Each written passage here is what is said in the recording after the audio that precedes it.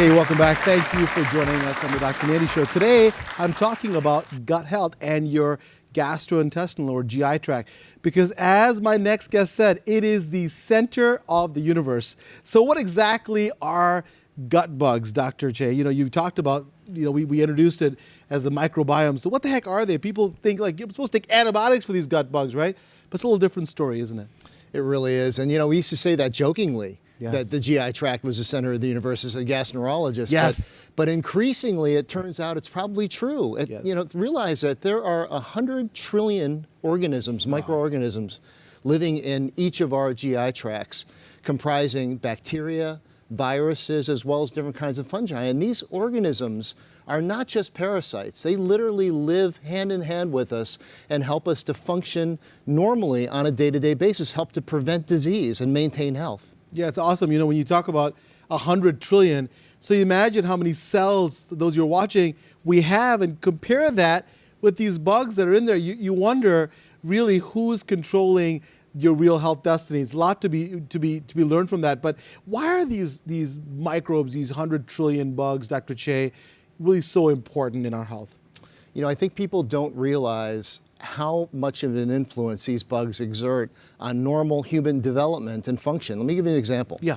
There's great research that shows that if you take the microbiome, the bacteria from an obese rat and put it into a skinny rat, the skinny rat will become obese, right, and vice versa. There's also great research showing that you can take the microbiome from patients with depression and anxiety, put it into animals, and those animals will begin to exhibit behaviors that look a lot like depression and anxiety. Yeah, so it's a relationship between us, the host, and these microbes. So Dr. Chey is suggesting, I remember when we first learned about this and we read about this, everybody was just stunned. We're like, what's going on? Because all of a sudden, your behaviors, to me, it's exciting because all of a sudden, we call it in our show, Being Your Own Health Hero. All of a sudden, your destiny was not left up to fate. You can actually do something about it, and so when you have the research you talked about where you take, the microbes from, for example, an obese to a non-obese animal and you change it, well, then, it suggests, even though we haven't totally proven yet, that we can change our microbiome for the better. So I think it's really encouraging. And we talk about a slim gut. It's kind of a play on words. It's a slim gut. It's really a healthy gut. But can this microbiome be involved in a healthy versus an unhealthy gut? Oh, absolutely. There's no question that the microbiome plays a tremendous role, not just in disease, where we're focusing right now, but really in maintaining health, which is what you're referring to, Yes. Partha. And I think a big take-home message for all the viewers today is that the greatest influence on the composition of your gut microbiome is actually controlled by you. That's awesome. So diet, other things that influence that environment within the lumen of the GI tract, so things like stress, things like medications, Yes. all of these different things can have very measurable and almost immediate effects on the microbiome. And so now, again, you're not helpless. And for those you're watching and you go to your doctor every single time and say, I think I got a viral infection, let's take an antibiotic.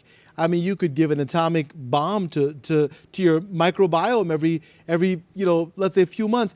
You speak to that. People using medications and not just antibiotics, but medications for everything. And how critical is that to really maintain your gut health? Yeah, well, it certainly can play a role.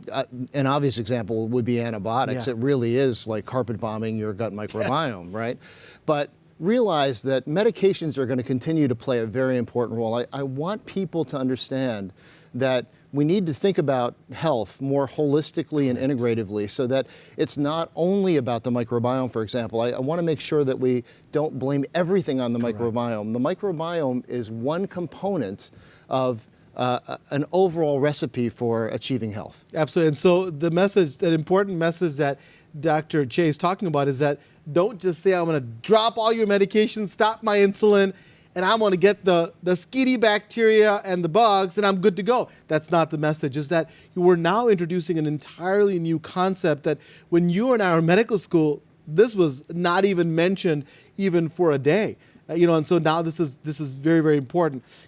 Folks, to get the idea that you're slim and you're healthy, people think that it's always about eating less, but it's really more about getting a whole balance, isn't it? It really is. Tell us about that. Yeah, I think you're right, Tartha. I think it's all about eating right, not necessarily only about eating less. I mean, realize that there are plenty of people that are overweight that have a perfectly healthy, a diverse, abundant microbiome. So it's not the only factor. In fact, a lot of times I think it's very important for people to realize that their own personal choices influence the microbiome, but also influence every aspect of their health. So again, let's not blame everything on the microbiome, although the microbiome is certainly a critical piece of the puzzle that that we really weren't aware of until recently. That's exactly right. And Dr. Chey is right. Everybody wants a quick fix. Fix your microbiome, you're good. It's just part of the story, but an important part. It's time for a break. Up next, we have a celebrity nutritionist, JJ Virgin, and we'll be discussing gut health. And wait, please don't go away. This is going to be good stuff. Isn't it crazy? Because way back when I first started this, like 30 years ago, it was all about counting calories. But what I saw very quickly was that didn't work. That our body isn't a bank account, it's a chemistry lab, and this food's information. And it turns out that what you eat can either make you burn fat and have great energy, I choose that, right? Yes, or yes. it can make you store fat and have bad energy